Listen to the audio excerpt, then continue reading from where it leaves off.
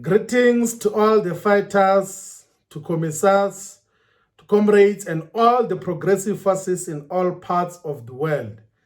We send particular greetings to all the revolutionary Marxist and communist and socialist forces in all parts of the world, because today we're going to discuss one of the most important perspectives, the most important pamphlet in the history of the modern world. We're going to discuss the manifesto of the Communist Party, otherwise known as the Communist Manifesto. So the manifesto of the Communist Party was adopted in 1848. In 1848 is 172 years ago. So despite that the Communist Manifesto was adopted 172 years ago, it still carries the weight, the relevance, the validity of ideas that it carried 172 years ago, because it is founded on scientific socialism. It was written by the scientific socialists Karl Marx and Friedrich Engels. So like Karl Marx is one of the greatest thinkers to ever live in the history of the modern world. The Communist Manifesto itself, it is the most referenced political perspective in the history of the modern world, meaning that from the year 1 until the year 2020, the most referenced political perspective is the Communist Manifesto. And it is, of course, the most influential political perspective. And it is the most banned political perspective and document in the history of the modern world. So many countries, many authorities, and even in some instances, many institutions have banned the Communist Manifesto. There are lots of institutions of higher learning in many parts of the world that did not want to be associating with the Communist Manifesto. So it is important that as political revolutionary activists, as ordinary South Africans, as ordinary people anywhere in the world, we should at least have an appreciation of what is this Communist Manifesto that is the most influential, is the most referenced, and is the most banned political perspective in the history of the world. So actually, if you were to compare it, like if you were to compare it to the religious texts, the Communist Manifesto in terms of referencing, it is the third most referenced perspective after the Quran or after the Bible. So that is how significant this perspective is. It is not a religious perspective. It is a political perspective. That is why our presentation today of the Communist Manifesto is going to be a political presentation. But before we get into the presentation of the Communist Manifesto, we have to deal essentially with key concepts and the key terms, key definitions of the words and the concepts that are associated with the Communist Manifesto. We have to do so that all of us are at par in terms of this discussion that we're going to have just now. And just to give you an overview of the feel you're going to have later on when we discuss the Communist Manifesto, is that it is not a very long document. It has got a preamble and four sections. Section 1 is called the bourgeois and proletarian. Section 2 is called the proletarians and communists. Section 3 is called socialist and communist literature. Section 4 is called the position of communists in relation to various opposition parties. So we're going to then deal with all those four sections later on. And in totality, those four sections give a clearer context of what is called historical materialism. They give a clearer context of class formation, capitalist class formation, how capitalism gave birth to two contending classes. And then they give a clearer expression of what we call by property. What is private property, and how do you treat private property in relation to personal property? And then it articulates in the Communist Manifesto a clear program of what should constitute the program of all communist forces in all parts of the world. And then it concludes by saying, workers of the world unite, because we have got nothing to lose but our chains. But that is not the immediate discussion we're going to enter into now. Now, we are dealing with the Conceptual Foundation. This is very important. So we must pay detailed attention to the Conceptual Foundation of the Communist Manifesto and in terms of what we're dealing with now. Now, the key concepts we're going to define is 1, capitalism, 2, is socialism, communism, the state, and then we'll define what is Marxism so that we understand the context of this discussion properly. Now, what is capitalism? Capitalism is a mode of production where the means of production are owned by a private individual and the production and distribution of goods and products is meant for profit purposes.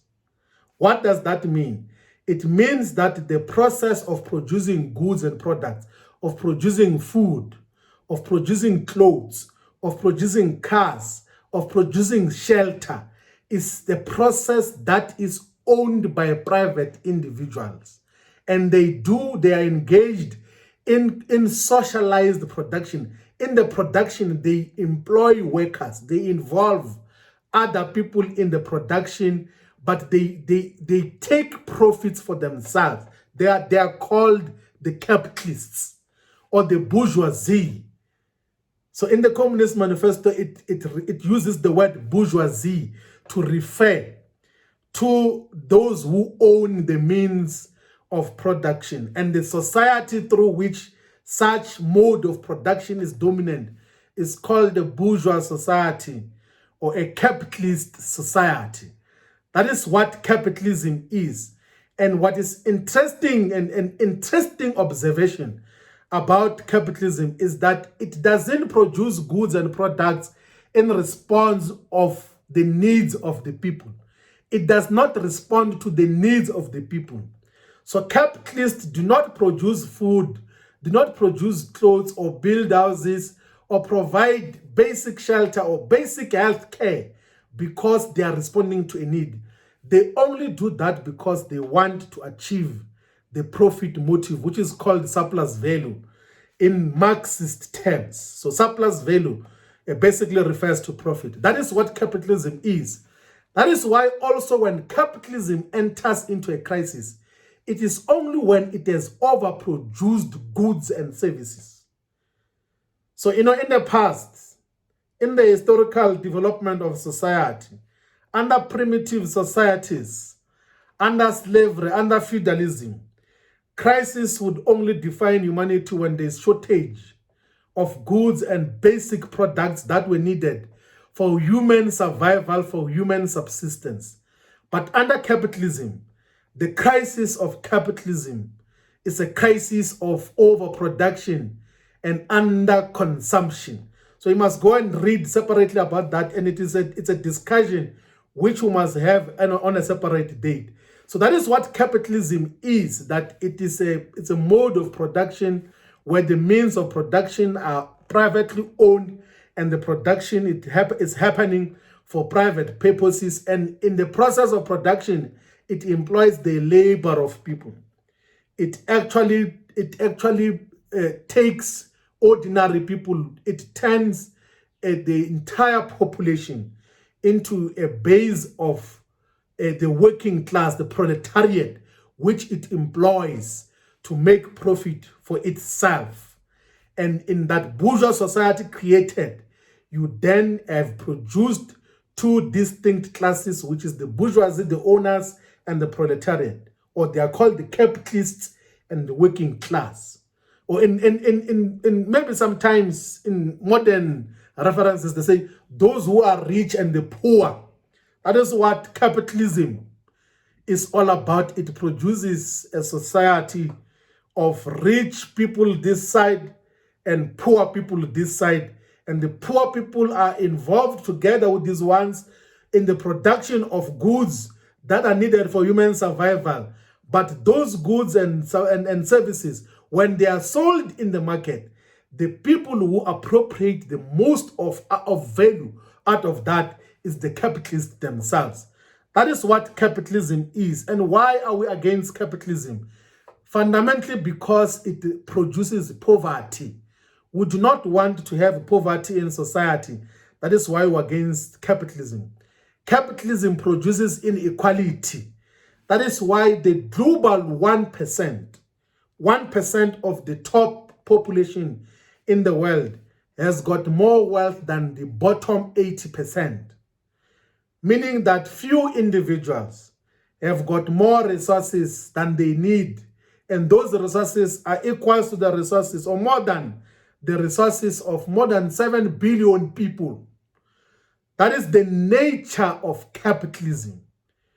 In America, they've got 8 billionaires who are richer than 80% of the population. In the entire world, you have got about 9 billionaires, you must check Oxfam reports, who are richer than more than 4.6 billion people.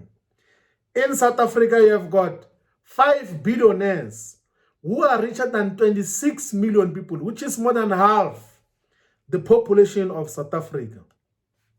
That is the nature of capitalism, that it reproduces inequalities and it doesn't even try to lower inequalities, it always expands them. So if you were to check in the history of capitalism, the more the capitalist system of production matures, the more inequality finds expression, as long as there is no revolutionary socialist movement to discontinue such levels of inequality and such levels of capitalist exploitation. But also capitalism destroys the environment. In pursuit of profits, capitalists do not care about the environment. They destroy the world. In some instances, they can even create diseases so that they can make profit out of the cure of those diseases. They are responsible, the capitalists are responsible for global warming in search of profit. It is not the working class, which by the way is majority in the world, that is responsible for global warming. It is the capitalists that are responsible for the environmental degradation. It's a very important concept in terms of what happens. Now, that is why we are against capitalism. We are for socialism. What is socialism? Socialism is a mode of production that is basically a transition from capitalism to communism.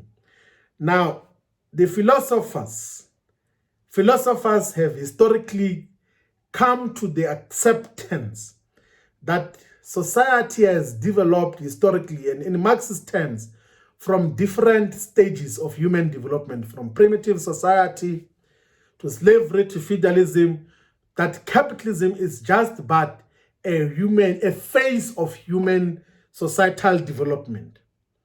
Then Karl Marx says that capitalism is not the end state. Capitalism actually should not be the end state. That is Karl Marx's greatest contribution to scientific socialism. To say capitalism is not the end state. The end state must be communism. But before you get to communism, you need to go via a stage called socialism. And he says himself that, as for myself, no credit is due to me for discovering the existence of classes in modern society or the struggle that exists between them. He says that long before me, bourgeois historians and bourgeois economists, they had discovered the existence of classes and they discovered the contradictions that exist in those classes. And then he says that what I did that was new, that I have been able to prove as a scientific socialist, is one that the existence of classes is only bound up with particular historical phases in the development of production. That is what Karl Marx says. And he says, two, that the class struggle necessarily leads to the dictatorship of the proletariat. We'll explain what that is now.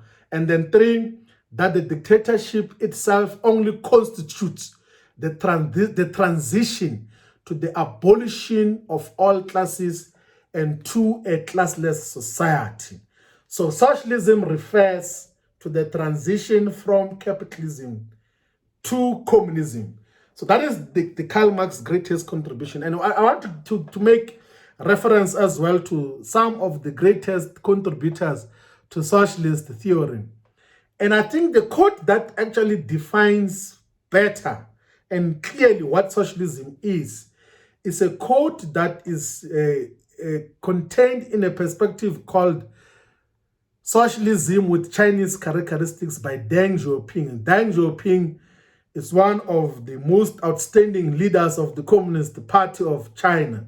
He led the Communist Party of China during difficult moments, and he made those difficult moments to be not so difficult moments by a thorough application of socialist theory. And what does it say? It's a very long quote, but I'm going to go through it so that all of us are able to understand this clearly.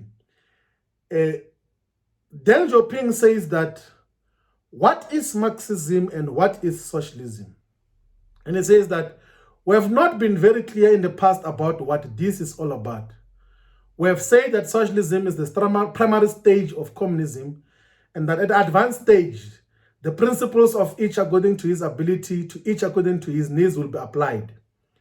This calls for highly developed productive forces. This calls for highly developed productive forces. Productive forces is the industry, is the technology that must be advanced and must be developed so that you are able to meet the needs of the people. It's about cultivation of nature to meet the needs of the people, to meet the basic needs of the people, which is food, which is shelter, which is the basic things that are needed for human subsistence and human survival. And then Deng Xiaoping further says that the superiority of the socialist system is demonstrated in the final analysis by faster and greater development of those forces than under capitalist system. That in that transition, although capitalism develops industry, achieves this and that, but under a socialist system, the development of the productive forces must be faster and must be much more effective and and better than how it would be under a capitalist system. And then it then further says that as they develop, the people's material and cultural life will constantly improve. That as the productive forces are developed substantially, the people's material and cultural life will constantly improve. One of the shortcomings after the founding of the People's Republic of China was that they did not pay attention enough to development of the productive forces. Socialism means eliminating poverty.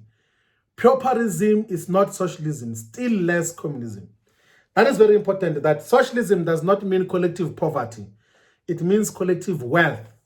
It means we must be wealthy, all of us. We must develop the productive forces commonly so that we are able to then benefit out of it. That is a very important contribution, because a lot of people think that communism means that you must be poor. It doesn't mean so. It means the contrary. Communism and socialism, it's not poverty. It is collective wealth for all of us, so that we are able to live meaningful lives in a way that it is.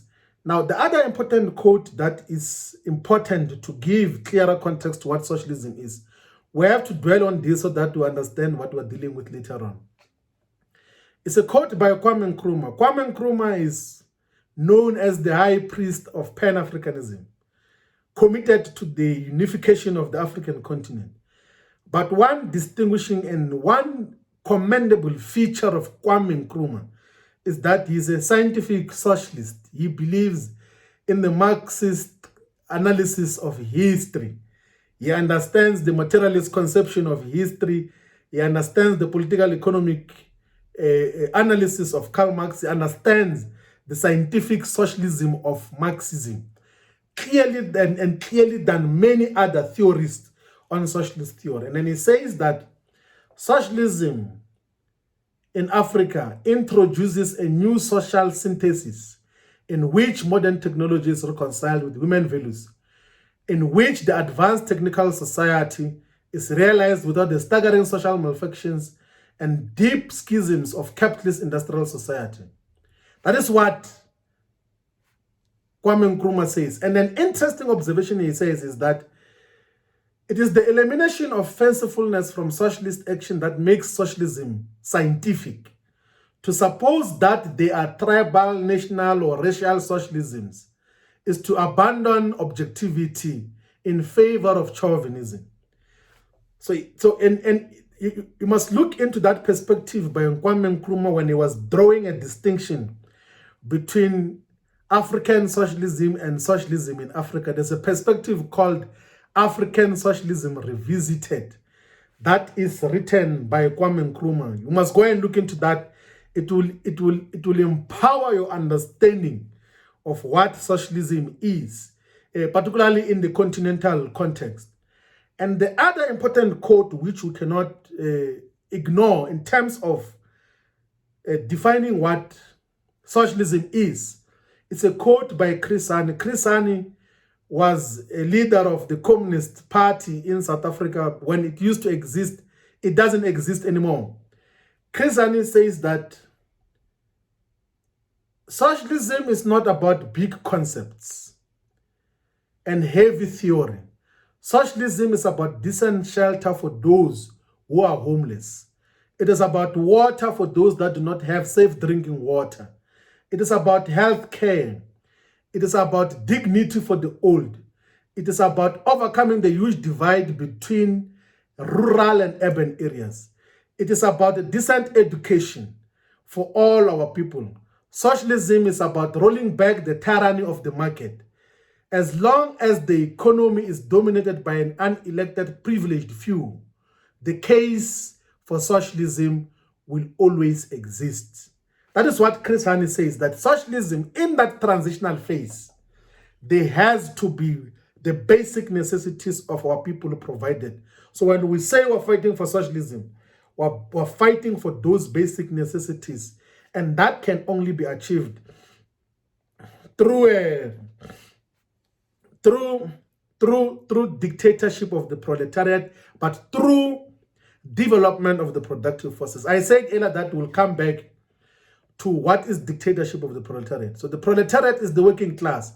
So under a socialist society, the working class, who is the majority, must be the class that presides over society. Its interest must seek to suppress the interest of the capitalist. Lenin in State and Revolution properly clarifies what is this democratic dictatorship of the proletariat. And it's not a contradiction to say democratic dictatorship of the proletariat. So the majority engaged in democratic means suppresses the interest of the bourgeoisie in a transitional phase that seeks to develop the productive forces to cater for the basic necessities of all the people. And then Lenin says that in a capitalist society, we have a democracy that is curtailed, that is wretched, that is false, a democracy only for the rich, for the minority. The dictatorship of the proletariat, the period of transition to communism, will for the first time create democracy for the people, for the majority, along with the necessary suppression of the existing exploiters of the minority. Communism alone is capable of providing really complete democracy, and that more complete it is, the more complete it is, the sooner it will become unnecessary and wither away out of its own accord. That is very important observation to say that under capitalism, democracy really is for the capitalist, for the dominant class that is existing in that particular context. I think we've dealt sufficiently with socialism. We had to stay there a little bit longer because we should understand, particularly the struggle for scientific economic freedom in our lifetime, for socialist economic freedom in our lifetime should be understood with a full appreciation of what socialism is. And communism refers to the end state of human development, where the goods and products will be distributed in the formula which is called from each according to ability to each according to need. And as I already said in that quote of Lenin from State and Revolution, what is important is that the state will begin to wither away in a communist society. It will be a classless society, so there won't be a class that is dominating over another class, because we will all be commonly owning the means of production. We would have socialized the production and distribution of all the resources and the basic goods and products that are needed for human survival and subsistence. That is what communism is. And there is currently no communist society in the world. We've got socialist progressive transition in China. We've got a socialist Cuba. We've got some degree of socialism in Vietnam. We've got some degree of questionable socialism in North Korea. But it is important to highlight what is happening in China is that since Deng Xiaoping's proper contextualization of socialism, that it's about the development of productive forces, China has been developing the productive forces in a far much superior and faster way than any other part of the capitalist world, and even in comparison to the capitalist history.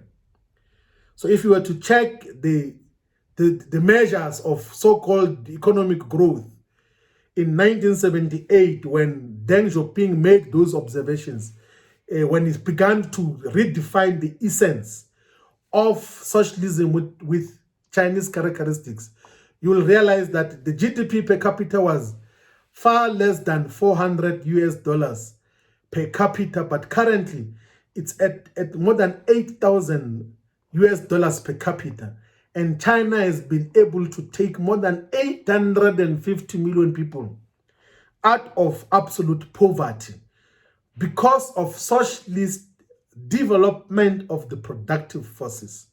If you were to go and check the development of the key issues and the distribution of resources in Cuba, you will realize that in Cuba there's no illiteracy.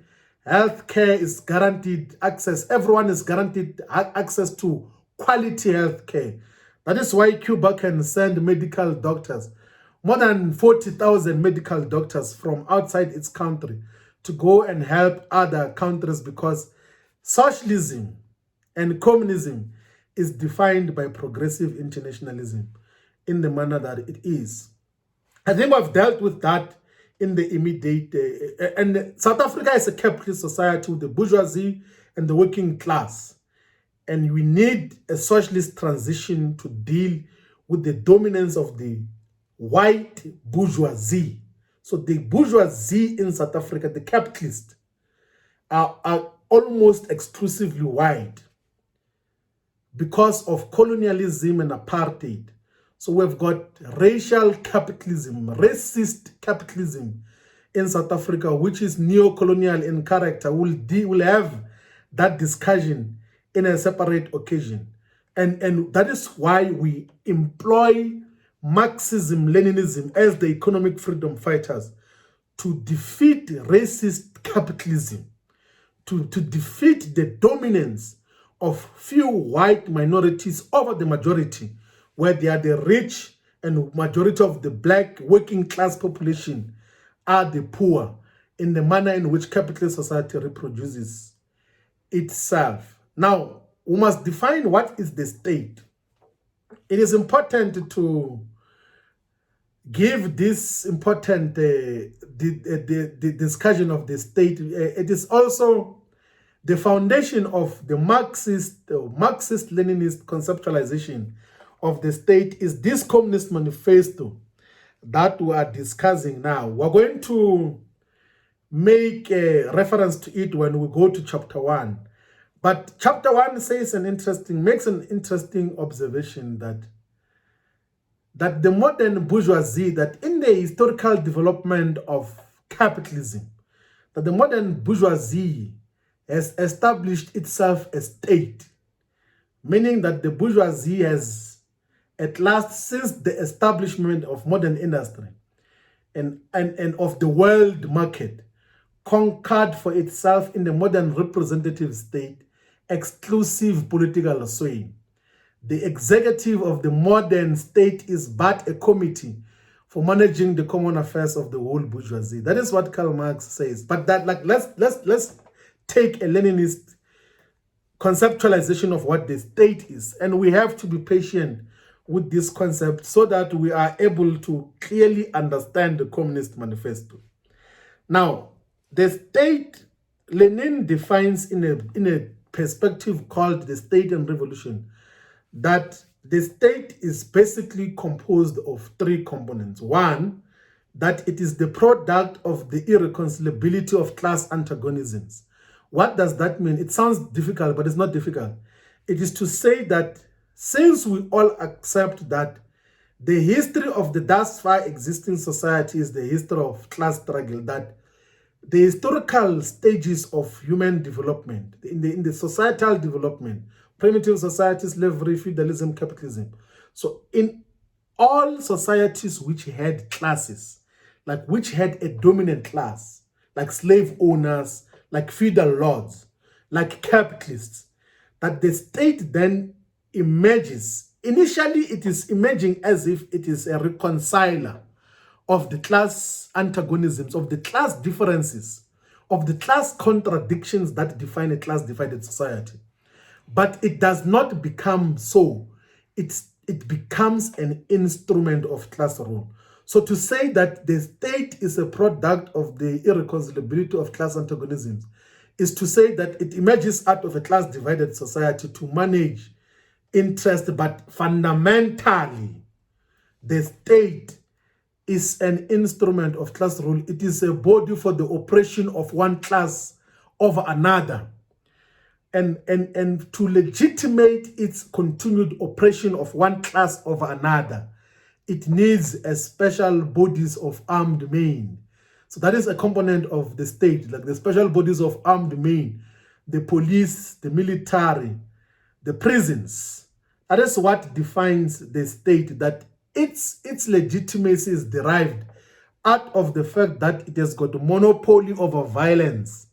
That is what defines the state. That is why in some instances, when people have to take over states through undemocratic means, they use violence. There's a violent overthrow of a state. Sometimes the military, the most important component of the state, just overthrows the state. So that is what the state is. That one, it is a product of the irreconcilability of class antagonisms. Two, it is a special bodies of armed men. But three, it's an instrument for the oppression of one class by another class. That is what the state is. And even in democracies, the so-called democracies, bourgeois democracies, this state, which is narrowly defined as parliament, executive, and government, or the executive, it always acts on behalf and for the protection of the ruling class.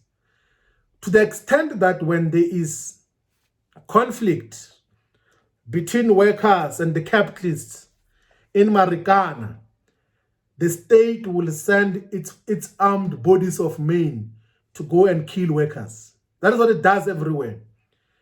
So the interest of the working of the capitalist always dominate the agenda of the state, even its constitution and majority of the times its values. And then of course, it is constantly contested. Its direction is contested. That is why we have got revolutionary movements that exist within a capitalist society to contest the direction of the state, knowing that this is an instrument of class rule. It is here to protect the interest of the bourgeoisie. That is what a state is in the manner that we have then defined. Now, what is Marxism? Marxism refers to the body of ideas, a body of knowledge, the philosophy that is agitating the working class to overthrow the capitalist system. So Marxism it's a scientific social science, scientific social theory, philosophy that empowers the working class to appreciate that capitalism is not the end state. We must fight as a class. We must constitute ourselves as a class and fight for a transition to communism. And we should appreciate that there should be a socialist transition in that transition. That is what Marxism is. And Lenin wrote a very interesting perspective called the three sources and three component parts of Marxism, and said that component number one is materialism, historical materialism. Component number two is political economy.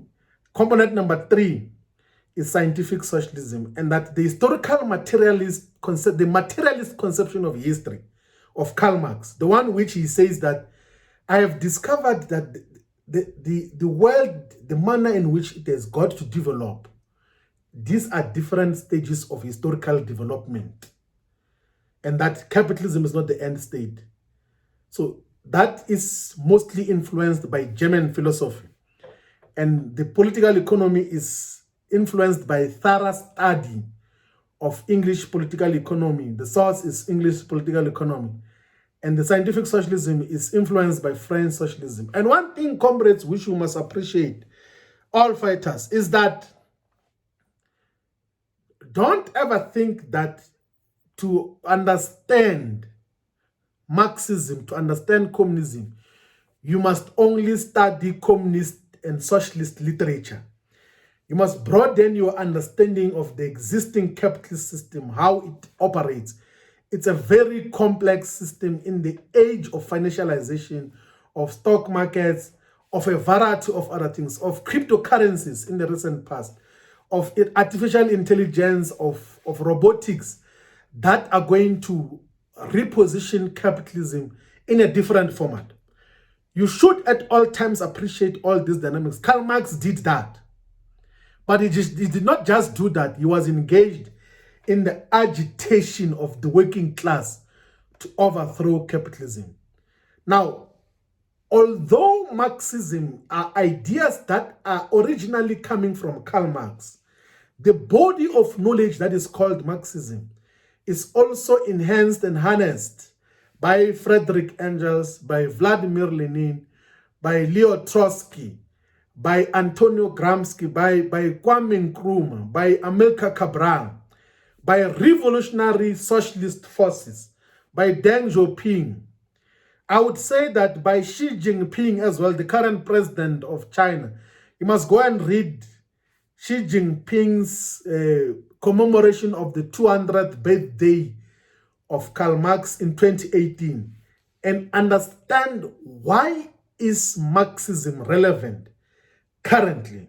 What is the relevance of Marxism in practice now? Not in an archaic and outdated fashion. So Marxism is the body of ideas, of knowledge, of philosophy, of political economic thoughts, of scientific socialism that fundamentally is inspired by Karl Marx, but it's a theory of agitation. Karl Marx says himself that the philosophers have interpreted the world. The aim, however, is to change it. That is what Karl Marx says, that it's about taking society forward. And throughout his existence and throughout his theorization, Karl Marx always used to expose the weaknesses of people who call themselves socialists, but were mostly wishing for a backward movement. So there's something called feudal socialists who think that, no, capitalism is bad, but for us to organize ourselves better, we must go backward.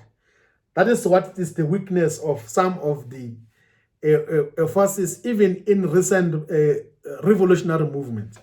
Now, that is what Marxism is. I think that we have dealt sufficiently with the Conceptual Foundation. Now, we're going to then deal with the Communist Manifesto. And before we do that, we must appreciate and actually emphasize something, that Marxism is scientific socialist thought and science. So in as much as Isaac Newton discovered the law of gravity, in as much as Charles Darwin discovered the law of evolution, in as much as Michael Faraday discovered electricity, in as much as Albert Einstein discovered the theory of relativity, in as much as in medical sciences, Alexander Fleming discovered penicillin, in as much as Niels Bohr discovered the quantum theory, Karl Marx discovered a socialist scientific theory that is being employed by progressive working class forces in all parts of the world to defeat capitalism. You know, there's an interesting quote which comes from Friedrich Engels. You know, like Karl Marx was born in 1818 and he died in 1883 on the 14th of March. So at the funeral of Karl Marx, Friedrich Engels, who was his biggest collaborator, said something very interesting, and I think I must just mention that before I go deeper into the Communist Manifesto. He says that on the 14th of March at 2:45 in the afternoon, the greatest living thinker ceased to think. And then he says that just as Darwin discovered the law of development or organic nature, so Marx discovered the law of development of human history. The simple fact, hitherto concealed by an overgrowth of ideology, that mankind must first of all eat, drink, have shelter and clothing before it can pursue politics, science, and religion. And then he says in conclusion that his name will endure through the ages, and so also will his work. That is why we're here discussing Marxism today, because of the greatest living thinker who ceased to think on the 14th of March, 1883. And there is still relevance to what he stands for. Now, the Communist Manifesto. The Communist Manifesto, as we have said, is the most influential political pamphlet in the modern history. And that is very important to highlight because it influenced the formation of so many communist parties. It has been banned in many parts of the world. It has been bastardized. It has been banished. It has been treated with disdain. It has been declared all sorts of names. It has been declared part of conspiracy theory. It has been declared crime. It has been declared all sorts of things.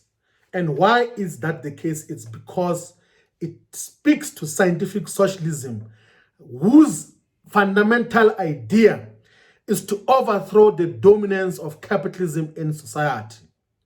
That is the essence of the Communist Manifesto. And as we have said, 4 sections of the Communist Manifesto. 4 sections. 1 is called Bourgeois and Proletarians. 2 is called Communists and Proletarians, Proletarians and Communists. 3 is called the Socialist and Communist Literature. 4 is called the position of communists in relation to various opposition parties. Now, we need to then move to all those sections so that we can understand clearly. Section 1 of the Communist Manifesto starts with the historical quote. One of the most referenced quotes in the Communist Manifesto is the one that is a historical materialist observation that says that the history of the hitherto existing society is the history of class struggle. Free man and slave, patrician and plebeian, lord and serf, guildmaster and journeyman, in a word, oppressor and oppressed, stood in constant opposition to one another, carried on an uninterrupted, now hidden, now open fight, a fight that each time ended either in a revolutionary reconstitution of society at large or in the common ruin of the contending classes. That is the first sentence that is contained in section 1 of the Communist Manifesto to say that the history of the thus far existing society has been the history of class antagonisms or class struggle. That sometimes the class struggle might appear hidden, sometimes it's open, where there's open confrontation of the contending classes. That is where it comes from, to say that this is where we come from as a people. And then in the Communist Manifesto in section 1 details the development of capitalism.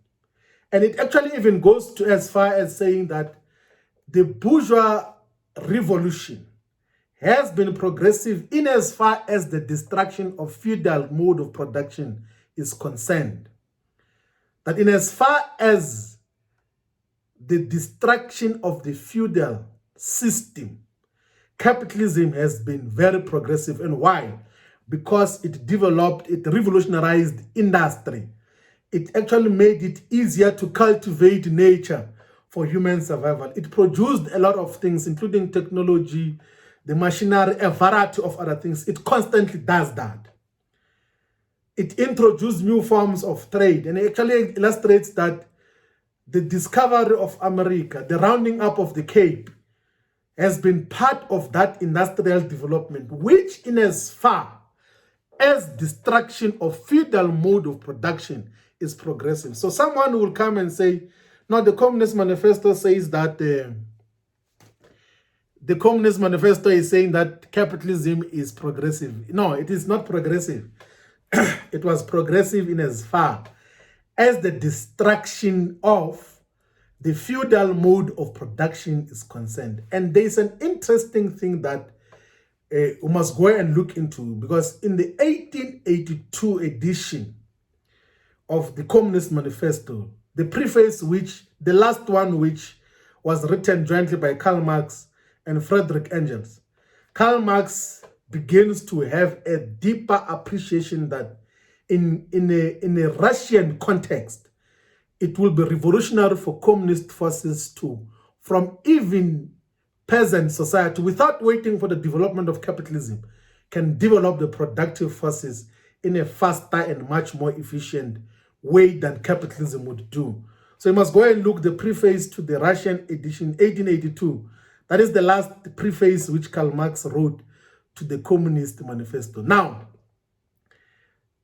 the section 1 then details that historical development of capitalism, but also it then deals with an important observation that this bourgeois society has produced two contending classes, the bourgeoisie and the proletariat. Actually, in the Communist Manifesto, the exact quote says that our epoch, the epoch of the bourgeoisie, however this distinct feature is, it has simplified class antagonisms. Society as a whole is more and more splitting up into two great hostile camps, into two great classes, directly facing each other, which is the bourgeoisie and the proletariat. That is what the Communist Manifesto says in section 1, that capitalism is producing two contending classes that are now facing each other. And then it makes a very interesting observation that what the bourgeois society therefore produces, above all, are its own grave diggers. Its fall and the victory of the proletariat are equally inevitable. So to say that whilst the bourgeois society is producing the two contending classes, the proletariat is ultimately going to be the grave diggers. It is going to be the core of the collapse of the capitalist system, of the bourgeois society, that that the capitalist system produces the working class, who are going to be the one that overthrows the bourgeois system, the bourgeois mode of production, which is capitalism. That is interesting. And then the other component that is highlighted in section 1 is what we had already mentioned and then defined in the state, that the modern bourgeois society has acquired for itself a state that the bourgeoisie has at last, since the establishment of modern industry, it has conquered itself exclusive political sway. That the executive of the modern bourgeoisie is nothing but a committee that manages the common affairs of the whole bourgeoisie. That is what it is.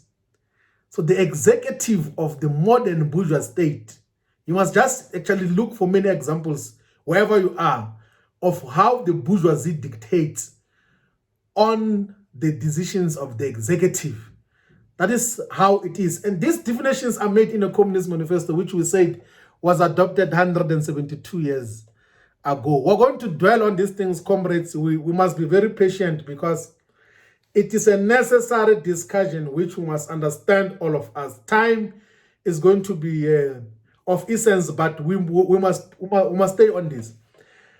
But the other thing which is mentioned in the section 1 of the Communist Manifesto is that capitalism has created the world in its own image. Like the historical development of capitalism led to the situation where this bourgeois society is trying to create the entire world in its own image. That the bourgeois society compels all nations on pain of extinction to adopt the bourgeois mode of production. It compels them to introduce what it calls civilization into their midst, to become bourgeois themselves. In one word, it creates the world after its own image. You know how capitalism was introduced in the African continent, through colonial bartering, through forced labor, through slavery. That is the nature of capitalism in a manner that it is. So section 1 then that basically deals with those issues. That 1, it makes a historical materialist observation. 2, it speaks to class formation. 3, it makes an observation that the proletariat are produced as grave diggers and they're produced by the bourgeois society. That 3, it speaks about the bourgeoisie creating a state as an executive that manages the common affairs of the whole bourgeoisie. And that 5, the capitalist bourgeois society creates the world in its own image. That is the essence of section 1 of the Communist Manifesto. Now we're going to go to section 2. It's important to highlight at this time that section 3 and 4 are actually very short. So we're going to dwell a little bit more in section 2. And I know we have been going on this for a very long time. Let us be patient. And I'm sure that we will come back to this later on. We'll take a rest and you'll come back to watch and understand this. It's a very important component of what should happen. So chapter 2 starts with asking a question. The question is, in what relation do communists stand in relation to the proletariat as a whole? What is the position of communists in relation to society and the proletariat as a whole? And then it answers by saying that the communists do not form a separate party opposed to other working class parties. That is what it says, number 1. It says 2, they have no interest separate and apart from those of the proletariat as a whole. Number 3, they do not set up any sectarian principles of their own by which to shape and mold the proletarian movement. You know, communist struggles are not sect struggles, like where you've got some quasi-religious obsession with yourself and you think that, and you're always isolated from the rest of society, that you must always be part of the proletariat as part of communist forces. And then the important observation is this one that says that the communists are distinguished from the other working class parties in 2 components. 1, that in the national struggles of the proletariat of different countries, they point out and bring to the front the common interest of the entire proletariat independent of nationality. That communists are not xenophobic. They're not narrowly nationalistic. They're not arrested by some narrow nationalism. They are internationalist in character. And that actually speaks to the history of communist forces that were able to defeat colonialism practically, not just through issuing statements, but to that the working class, that in the various stages of development, which the struggle of the working class against the bourgeoisie has to pass through, the communist everywhere and always represents the interest of the movement as a whole. And then the other important thing, which is very important to highlight now, is that the communists, therefore, are on the one hand and practically the most advanced and resolute section of the working class parties. So the communists are the most advanced and the most resolute, that they know what they stand for. They're not wishy-washy. They do not change positions because they've been given cabinet posts. The communists are the most advanced and the most resolute section of all working class parties. That is what it says. And it says lastly that the role of communists also should be to conquer political power. It must push, the communists must push the proletariat to conquer political power by the proletariat. This is a political struggle. Maybe that is why the Communist Manifesto is banned, when it was banned by many areas, because it begins to say that we must conquer political power. If it is through democratic means, it's okay. But if it is through any other revolutionary means, that must be pursued in pursuit of the emancipation of the working class. That is, you must take political power from the existing holders of the political power. And then section 2 then deals substantially with the issue of the property question and highlights something, that the abolition of existing property is the distinct feature of communism. The abolition of private property is not, it actually says it's not a distinct feature of communism. So all property relations in the past have been abolished, right? And then it actually gives an example that the French Revolution, for instance, abolished feudal property, but in favor of bourgeois property. Then the distinguishing feature of communism is not the abolition of property generally, but the abolition of bourgeois property. In this sense, the theory of the communist may be summed up in a single sentence: abolition of private property. And there's something that is very important and which has been utilized as part of the anti-communist propaganda. That some people think that when we say that communists are fighting for the abolition of private property, they are going to be dispossessed of their cars, of their houses, of their private clothing, of their basic things. The Communist Manifesto itself says that hard-won, self-acquired, self-earned property. Do you mean the property of the petty artisan and the small peasant, a form of property that preceded the bourgeois form? There is no need to abolish that. The development of industry has to a great extent already destroyed it, and it is still destroying daily.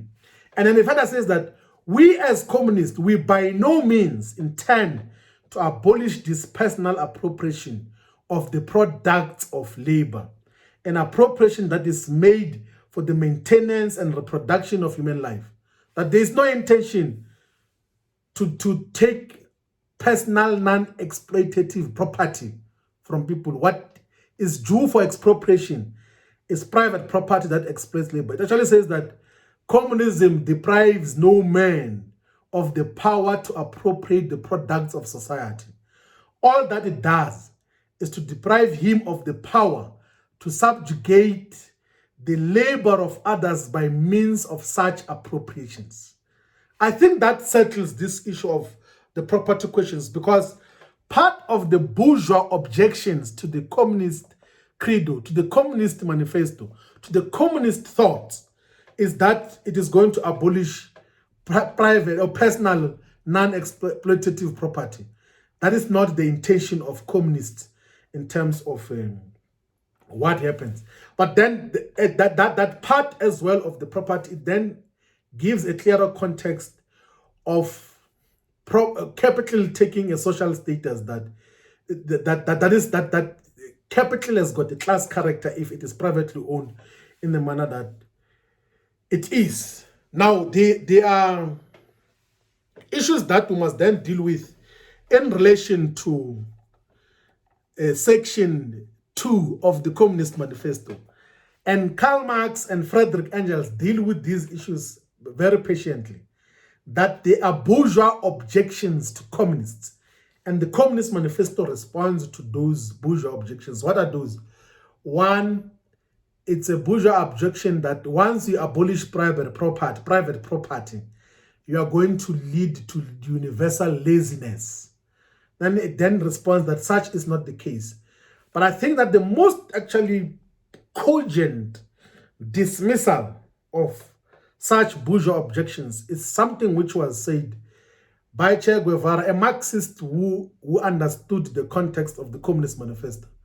He says that man truly achieves his full human condition when he produces without being compelled by the physical necessity of selling himself as a commodity. So under capitalist society, human beings are sold as commodities to factories, to all these systems of production.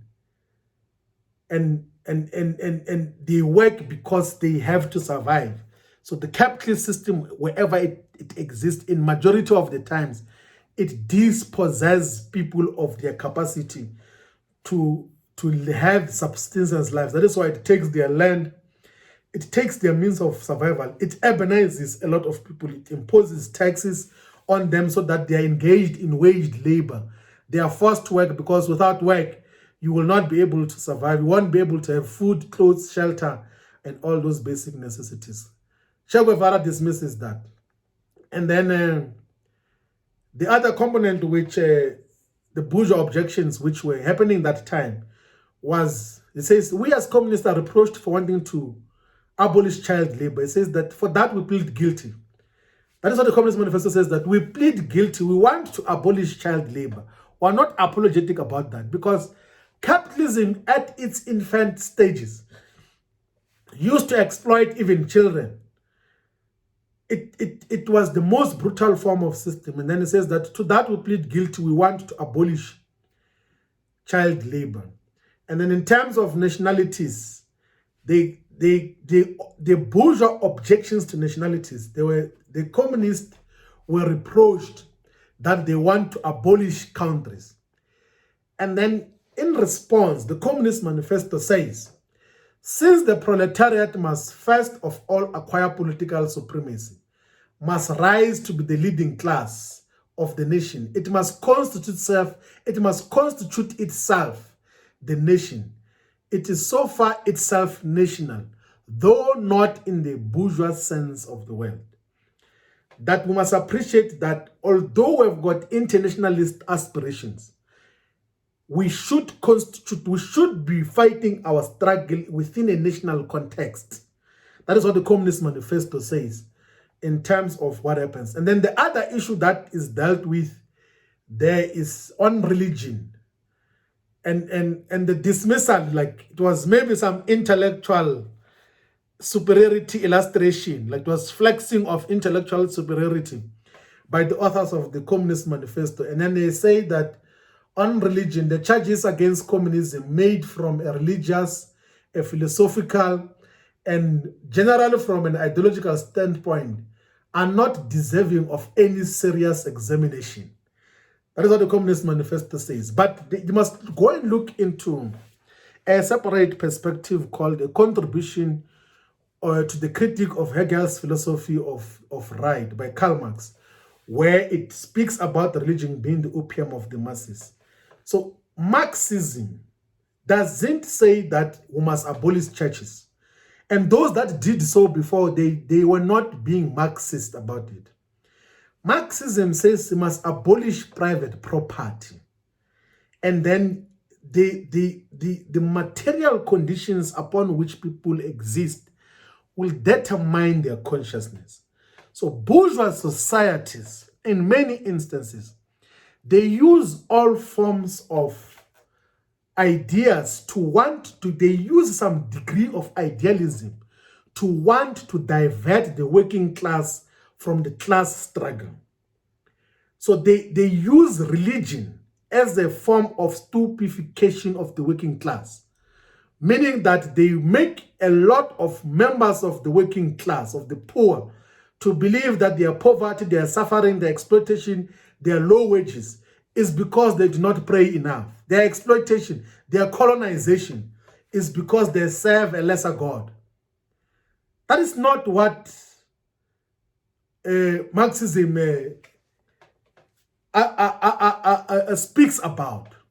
Marxism says that once you liberate people, once you have a class revolution, once you have a socialist society where people realize that there are no classes here, their consciousness, their levels of appreciation of philosophy, of religion, of a variety of other components of what happens in society will be guided by wherever they are. But there is no instruction on destruction of any religious beliefs. Those are private, non-exploitative, unrelated components.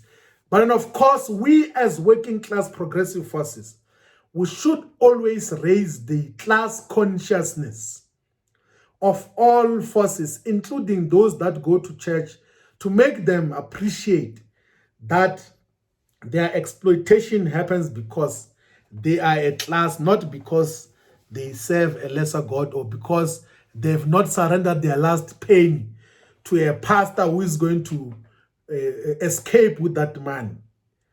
So that is one of the class consciousness that we must raise everywhere, that we can go to church but still go and fight for the return of the land and still fight for proper working conditions. We'll explain that.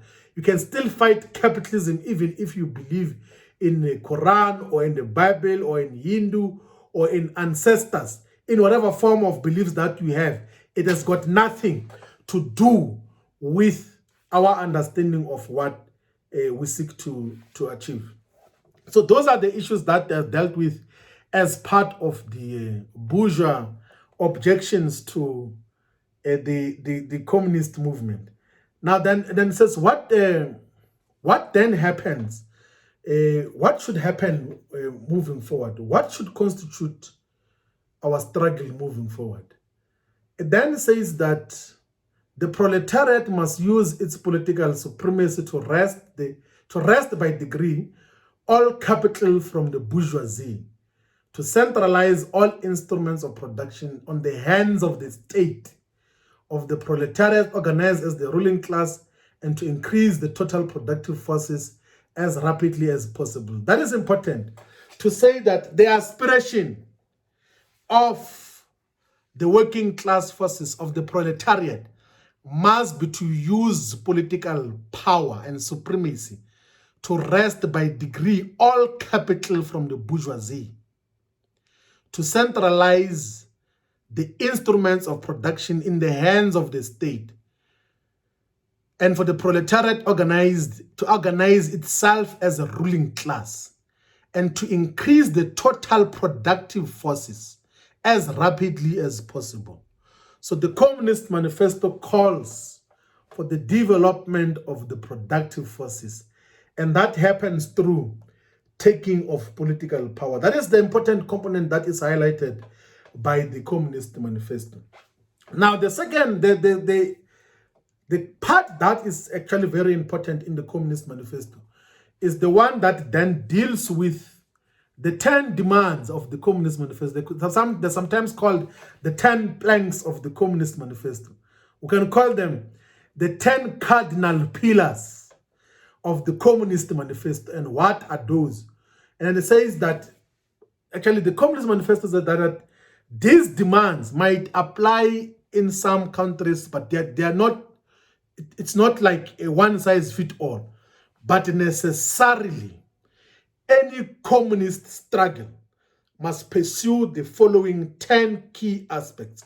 One is that it must be the abolition of property in land and application of all rents of land to public purposes. That sounds familiar. The abolition of property in land and application of all rents of land to public purposes. Number two is a heavy progressive or graduated income tax. Number three is the abolition of all rights of inheritance. That is very important to highlight. Number four is confiscation of property of all immigrants and rebels. Number five is centralization of the credit system in the hands of the state by means of a national bank with state capital and an exclusive monopoly. Number six is centralization of the means of communication and transport in the hands of the state.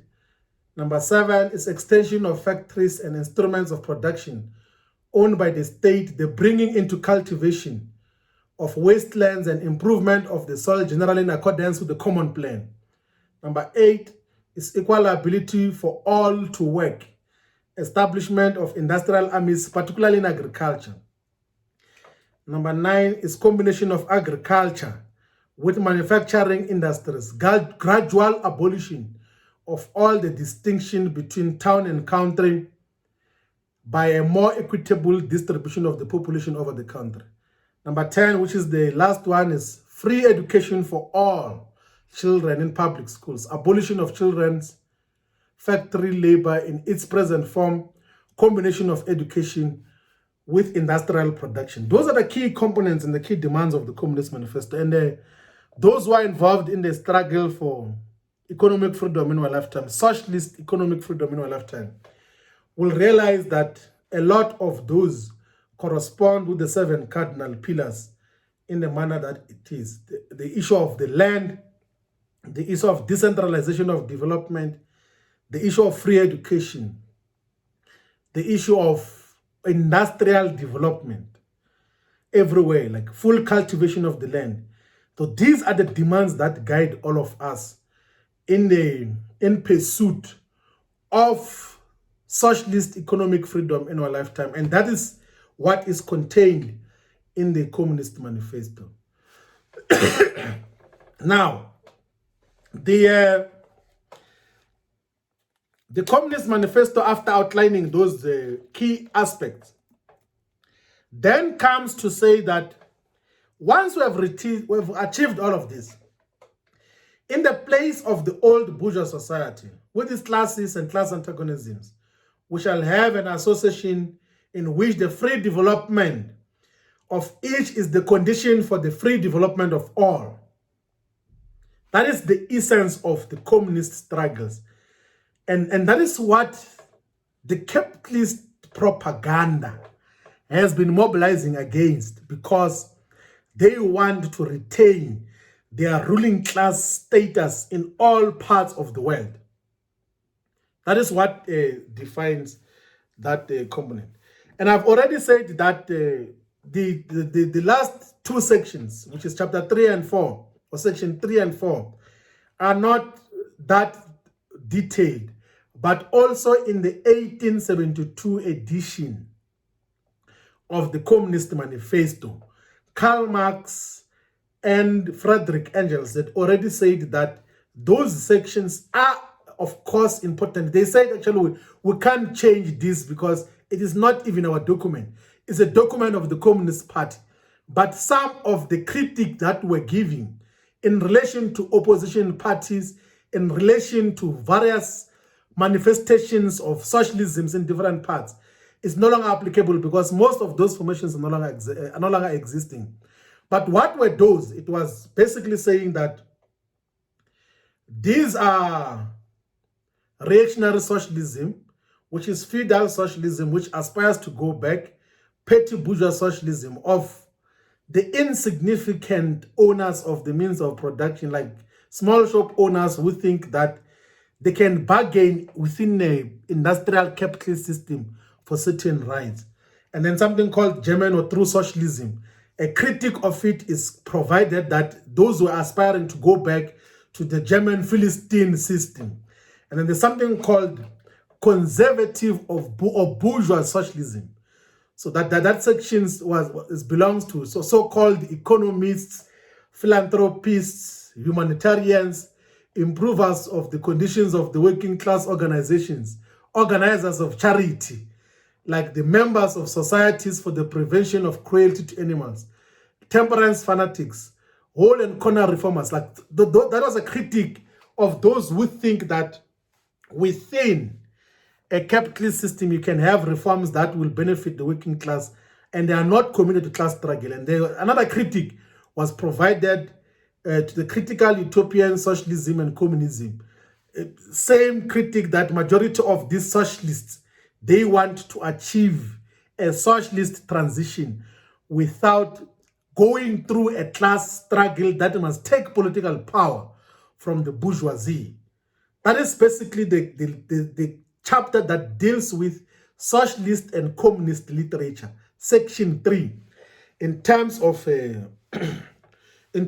what it seeks to achieve. And then the last section of the Communist Manifesto is called the position of communists in relation to the various existing parties. And then it starts by reaffirming what already we have dealt with in section 2 of in what relation do the communists stand to the proletariat movement as a whole. And then it starts by saying that we have already made clear the role of communists in chapter 2. That is what the Communist Manifesto says. But it further says that the communists fight for the attainment of the immediate aims, for the enforcement of the momentary interest of the working class. But in the movement, they present the class character and the property question of the struggle in the fighting for the momentary interests of the working class. That is very important, comrades, that you can't say that the only time we can take up working class struggles, either in parliament or council or legislature, is only when we have defeated capitalism. No. We fight for the momentary interest of the working class. When we fight for insourcing, when we fight for living wages for the working class, when we fight for better protection and working conditions of the working class, those are the momentary interests of the working class. Even when we fight for free education now, before we defeat capitalism, we are fighting for the momentary interest of the working class. That is what we are fighting for. And another important thing that is highlighted in chapter 2, which we're going to then highlight before we conclude this presentation, is that the communists do not, the communists disdain to conceal their views and aims.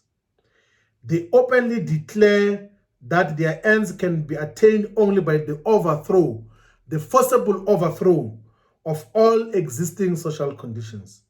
And then it concludes by saying, let the ruling classes tremble at the communist revolution. The proletarians have nothing to lose but their chains. They have a will to win. Working men of all countries unite. That is the clarion call of Karl Marx, whom Friedrich Engels said is the greatest living thinker, whom he said his name will endure through the ages, and so will also his work. So that is the Communist Manifesto. I think we have done justice in the presentation of the Communist Manifesto. But there's one thing which I want to highlight, comrades, referring here, is that as communist forces, as revolutionary working class forces, particularly those who are in leadership positions, we should study Marxism. We should study Marxism. We must study our tools of analysis and guide to action. And from time to time, we must seek to improve our levels of understanding. The Communist Manifesto says that we are the most advanced and most resolute sections of the working class parties. So we should understand the essence of what we stand for, so that we're not gullible. You know, the problem with a lot of leaders is that they are gullible. They are very naive, like they're easy to sway this side or this side, because they are not grounded on thorough and proper revolutionary theory and understanding. You can't want to be a leader who doesn't understand and internalize revolutionary theory. So if you have got leadership aspirations, you should be grounded theoretically, ideologically. You must know what the movement stands for, what the working class struggles entails. But importantly, you must internalize something said by Amilcar Cabral, that always bear in mind that people are not fighting for ideas, for the things in anyone's head. They are fighting to win the material benefits, to live better and to live in peace, to see their lives go forward, to guarantee the future of their children. That we must always appreciate the relationship between theory and practice. We must build our internal capacity to make practical all the aspirations of the communist movement. So comrades, all of us, let us continue to enhance and harness our understanding of the ideological tools of analysis. Let us continue to fight for the working class. Let us fight for working class unity. Let us stand by the clarion call of the Communist Manifesto that calls for all workers of the world to unite so that we can defeat the nonsensical capitalist system that is subjecting the majority of the people to starvation, to poverty, to high levels of unemployment, to diseases, to preventable deaths. And the only way we can do that is when the working class is united to overthrow politically the bourgeoisie and their representatives. There are so many political parties in the world which are nothing but representatives, committees that manage the common affairs of the whole bourgeoisie. Those who must overthrow and replace with a socialist progressive government in all our nationalities in the entire world. Workers of the world unite. You have got nothing to lose but your chains. Amandla.